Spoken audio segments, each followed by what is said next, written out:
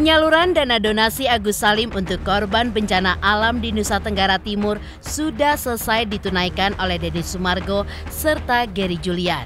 Namun ternyata hal ini pun masih berbuntut panjang. Ya, keputusan Denny Sumargo dan Gary Julian untuk mengalihkan penyaluran dana donasi Agus Salim untuk korban bencana alam di NTT benar-benar membuat Farah Tabas selaku kuasa hukum Agus Salim hingga saat ini pun masih belum terima atas langkah yang sudah diambil oleh kedua orang itu. Benarkah Farah Tabas meminta pertanggungjawaban Denny Sumargo terkait donasi Agus yang sudah dialihkannya kepada korban bencana alam di NTT? Dan benarkah Farah Tabas juga meminta kepada Denny Sumargo agar jangan lagi membahas uang yang sudah dipakai oleh Agus karena perkataan yang sempat diucapkan oleh sang konten kreator yang akan menanggungnya?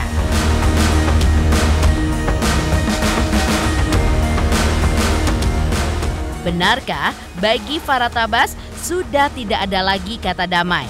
Dan benarkah juga laporan polisi Agus terkait penggelapan dana masih terus bergulir?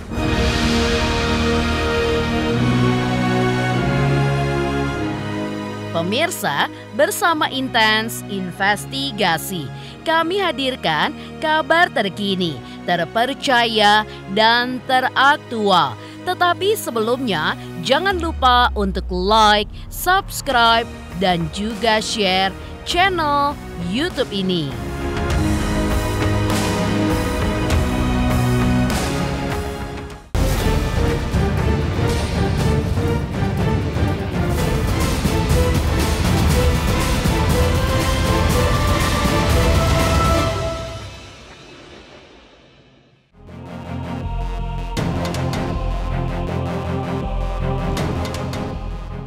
Farah Tabas sebagai kuasa hukum dari Agus Salim hingga saat ini masih tidak terima dengan keputusan pengalihan donasi kliennya yang diberikan kepada korban bencana alam di Nusa Tenggara Timur. Karena itu, menurut Farah Tabas, Denny Sumargo lah yang harus bertanggung jawab untuk mengganti uang donasi pengobatan Agus yang sudah dialihkannya kepada korban bencana alam di NTT. Farah Tabas juga menyebut tanggung jawab ini pun berangkat dari janji Densu yang terucap ketika podcastnya bersama dengan Novi, Agus Salim, dan juga Wawa beberapa waktu lalu. Dalam podcast itu, menurut Farhat, Densu meminta jangan lagi untuk membahas uang 89 juta yang sudah terpakai untuk membantu keluarga Agus ataupun untuk pengobatan mata Agus. Bahkan, Densu pun menyebutkan dalam podcastnya, uang 89 juta yang terpakai itu akan ditanggung oleh Denny Sumargo. Dari situlah janji Denny Sumargo yang kemudian dipertanyakan lagi oleh Farah Tabas. Dari awal Densu sudah mengatakan bahwa kalau uang ini siapa yang ambil, termasuk Novi, dia akan sikat dan dia akan ganti uang pribadi. Nah, tapi persoalan hukum tidak segampang itu. Lu habisin uang untuk walaupun untuk apa, mau untuk sosial selama lu habiskan dan tidak diaudit dan tidak dipertanggungjawabkannya. Lu nggak bisa bilang nanti gua ganti, nggak. Tetap harus menjalani proses hukuman itu. Bahkan di podcastnya Denny, uang 89 juta itu jangan disinggung lagi yang sudah terpakai untuk pengobatan atau untuk membantu Wawa, itu ditanggung oleh Denny. Ya, Denny, saya ada rekamannya. Denny bilang itu saya ya. Berarti kan Denny harus mengganti. Kalau Denny nggak ganti ya kalian tagih sama Denny. Jadi urusan Agus sudah nggak ada 100%. Sebelumnya, Agus pun juga sempat dianggap oleh Novi tidak transparan terhadap penggunaan uang donasi pengobatan matanya.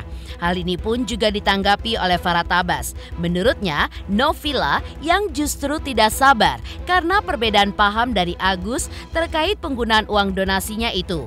Dan Farah Tabas juga kembali menyoroti izin Yayasan Rumah Peduli Kemanusiaan hingga izin penggalangan donasi untuk Agus. Sehingga menurut Farhat, satu-satunya penerima manfaat yang berhak menerima donasi itu pun adalah Agus.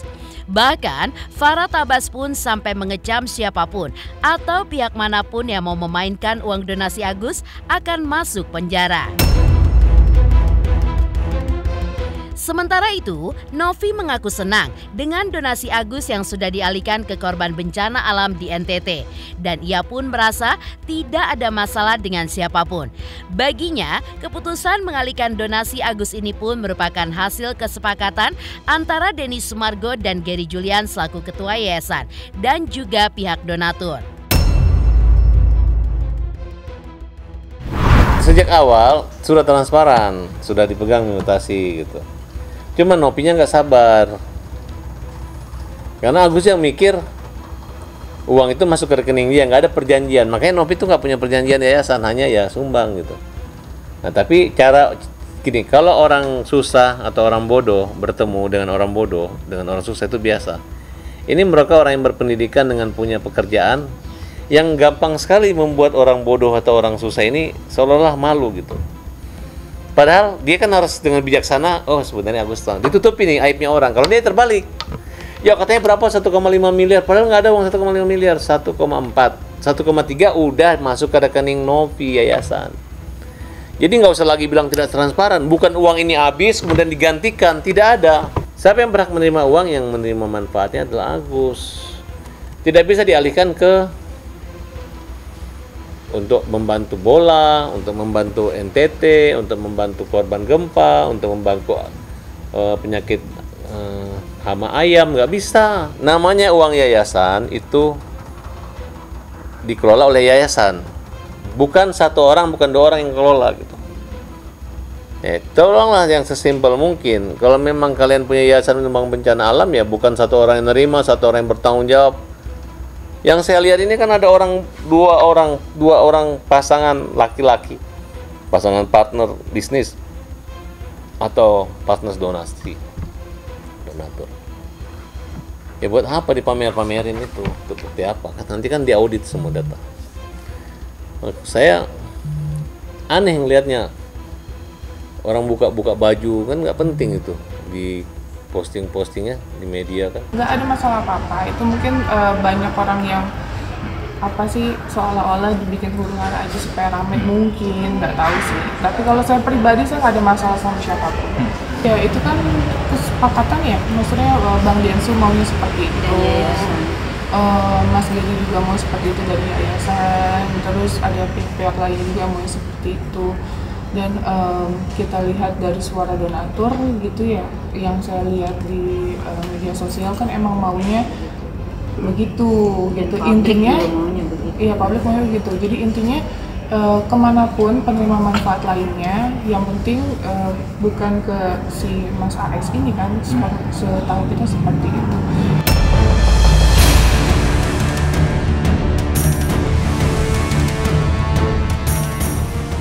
Sangat kecewa. Farah Tabas kemudian juga menyoroti langkah Denny Sumargo yang berani mengambil tanggung jawab donasi yang dianggap berasal dari kanal podcastnya. Di mana sebelumnya ayah satu anak ini pun juga sempat mengatakan bahwa jika pengalihan donasi Agus ke korban bencana alam gagal, maka Densu siap bertanggung jawab untuk menggantikannya. Farah Tabas pun kemudian mempertanyakan langkah Densu tersebut. Menurutnya, jika memang benar ingin membantu korban bencana alam di NTT, maka sebaiknya gunakan saja uang pribadi milik suami Olivia Alan itu. Dan jangan menggunakan uang donasi Agus yang sejatinya memang diperuntukkan untuk pengobatan mata Agus.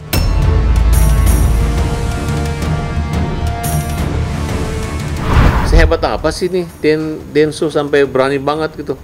Dia berani mengambil tanggung jawab seolah-olah ini podcast gue yang tanggung jawab, gue yang bagi. Nanti kalau gagal, gue ganti gitu. Densu, lu pakai aja duit lu. Nanti kalau lu berhasil menang ini, lu ganti itu uang, lu ganti duit lu. Itu baru sirina pace.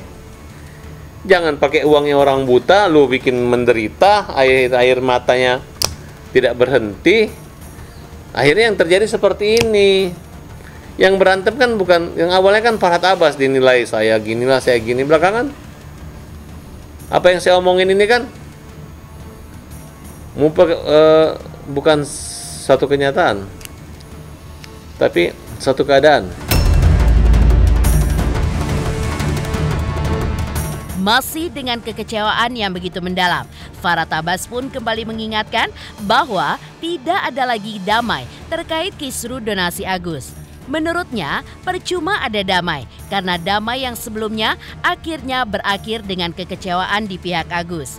Karena itu, laporan polisi Agus terkait penggelapan dana pun masih terus bergulir. Dan Farah Tabas juga meminta kepada semua pihak untuk tidak lagi bertemu dengan Agus Salim. Karena Agus hanya selalu direndahkan dan terus tersakiti. Siap-siap sajalah, ya. Karena sudah berproses. Tanggal 15 Agus diperiksa. Jam 10. Tanggal 15. Besok. Nggak ada damai lagi ya. Sudah 1000 kali damai. Udah lelah letih. Jangan lagi, nggak usah ketemu-ketemu lagi. Silahkan saya enak-enak kalian. Nggak usah lagi ketemu Agus, nggak usah ketemu Rizaldi. Lalu, seperti apa juga respon Farah Tabas terkait rekaman teleponnya dengan Denny Sumargo yang sudah tersebar? Benarkah Farah Tabas mengaku kalau suara di rekaman tersebut memang dirinya? Dan benarkah juga Farah Tabas mengalami kendala dalam melakukan pelaporan, di mana akun yang menyebarkan pertama kali sudah tidak lagi aktif? 3 juta subscriber, luar biasa sekali 3 juta. Ya pokoknya semakin sukses lah dan bisa menghadirkan sesuatu yang memang baik untuk diperlihatkan.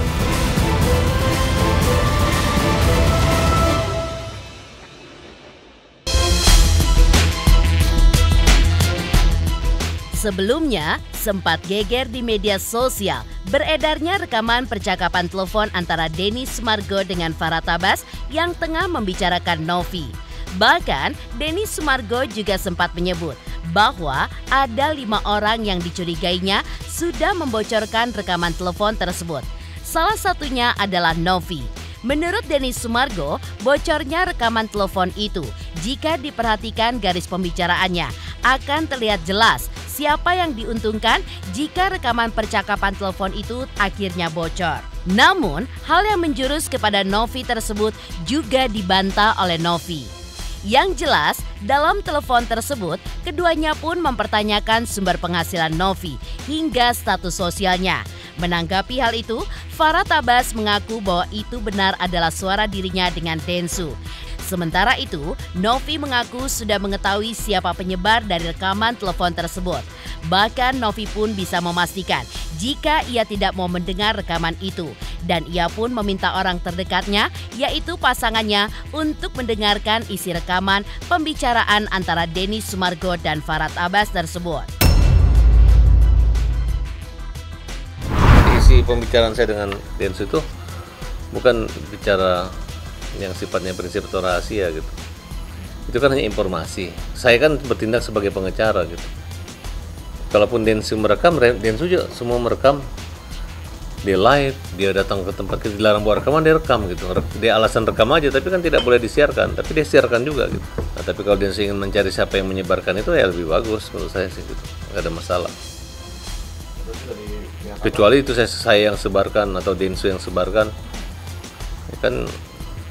Ya saya nggak tahu lah, pokoknya intinya apa yang itu sudah kita proses dan itu kendalanya itu akunnya itu dibuka nggak bisa gitu. Ya mudah-mudahan dalam waktu ini akan segera diproses juga laporan kita gitu. Pembicaraan itu nggak ada yang direkayasa kok, nggak ada yang dipancing-pancing. Densu juga tidak memberi informasi kepada kita merasa juga ini kan hanya membahas tentang informasi-informasi dari orang. Hanya untuk menganalisa aja, tapi kan itu kan dibantah. Lagian kan nilai pembuktian dalam perkara yang itu kan tidak bisa dijadikan bukti di pengadilan yang bisa menjerat Densu. Aku nggak bisa ngomong sekarang soalnya kan kita mendapatkan informasi dari situ pertama, yang kedua juga ya adanya juga rekaman ya, rekaman tapi nggak akan lah kita up ya gitu. Intinya ada rekaman yang ada orang kok bisa gitu. Saya merasa orang tersebut adalah orang sangat baik gitu, kok bisa menjatuhkan saya tuh niatnya apa sih juga ya kaget. Saya apa yang diuntungkan, saya yang dihina-hina, saya yang dijelek-jelekin, keuntungan saya apa? Dapat ibadah dari masyarakat loh. Saya nggak pernah tahu gitu loh bahwa masyarakat akan iba terhadap rekaman tersebut, tapi yang kalau misalnya mau dirugikan, saya harus yang paling dirugikan gitu. Dari 2 rekaman tersebut saya yang dijelek-jelekin, saya yang dihina-hina seperti itu. Jadi kalau dibilang keuntungan, apa keuntungannya, kan lucu ya. Semoga sih netizen juga bisa berpikir baik ya, bisa smart gitu terhadap berita yang katanya saya. Kalau saya sih poinnya lebih ke bukti aja. Kan sekarang udah proses katanya melaporkan ke pihak yang berwajib, buktiin aja. Saya pastikan pada saat mungkin 2 bulan yang lalu, saya aja nggak mau dengar rekaman itu karena saya tahu dari Om Brian, mantan PK saya, bahwa intinya ngomongnya gini-gini. Demi Allah saya nggak lihat tuh, nggak dengar rekaman itu. Saya minta tolong orang terdekat saya, pasangan saya, untuk mendengarkan isinya apa sih.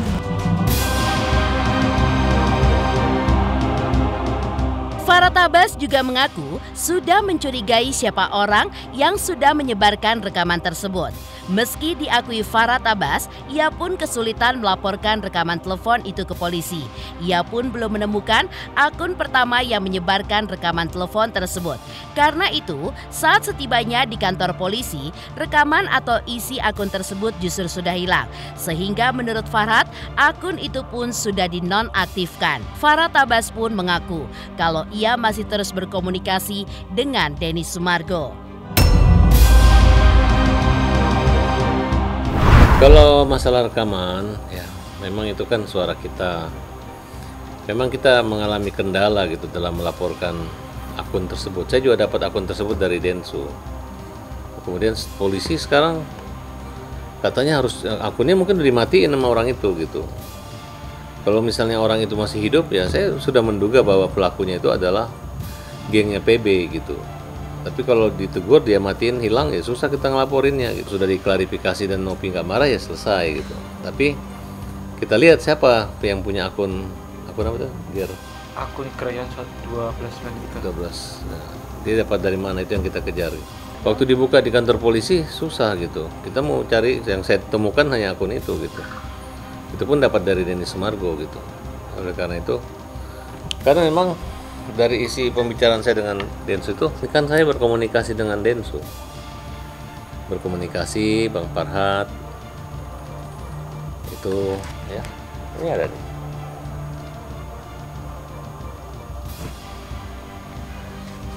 Ya saya nggak usah sebutkan lagi lah komunikasinya, saya rasa nggak terlalu penting banget ya. Nanti kalau memang saya dengan Densu misalnya sudah kita salam-salaman dan kita masih mau nyerang-nyerang ngetes, ayo kita coba aja gitu. Di tengah harapan Farhat Abbas agar pelaku penyebar rekaman teleponnya dengan Denny Sumargo bisa ditangkap, Farhat Abbas juga berharap Aji, pelaku penyiram air keras terhadap Agus, bisa dihukum dengan seadil-adilnya. Namun, bagaimanakah tanggapan Farhat Abbas saat mengetahui Aji hanya dituntut 1 tahun 6 bulan saja? Saya Cika Bode, selamat untuk Intens Investigasi dengan subscribernya 3 juta. Wow, keren banget. Semoga info-infonya bermanfaat buat teman-teman semuanya. Selamat!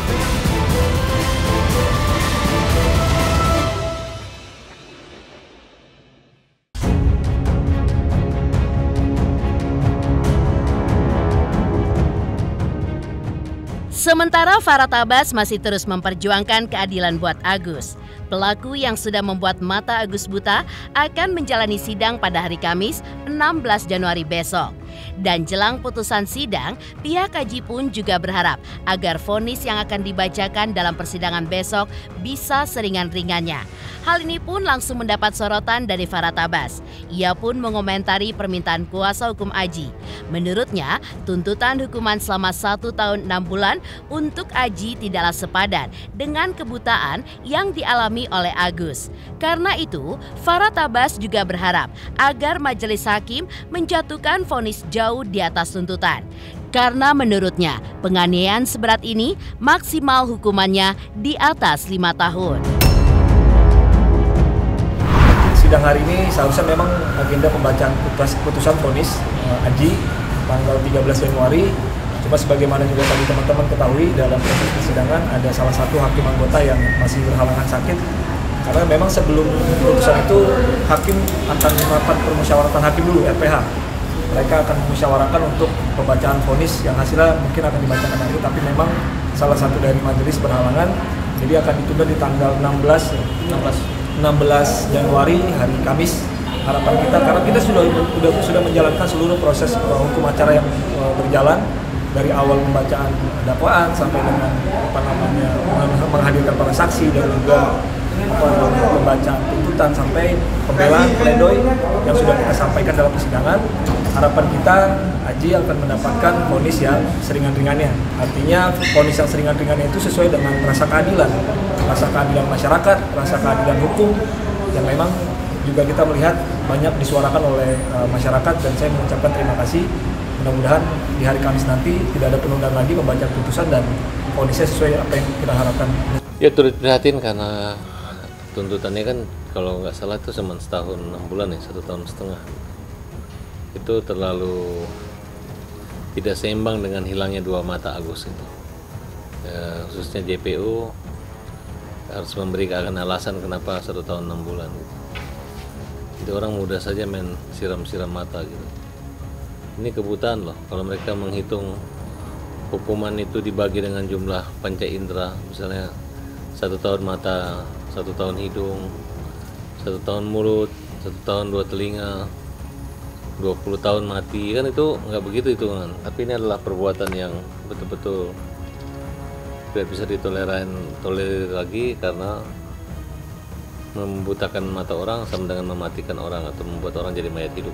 Spontanitas itu ada perencanaan dengan membeli bahan kimia yang mungkin tidak diperdagangkan bebas gitu. Kemudian dengan boncengan temannya, kemudian naik motor dengan tujuan adalah sampaikan target mata gitu. Kecuali mati dua-dua atau buta dua-dua suami istri. Yang mereka incar itu adalah Agus.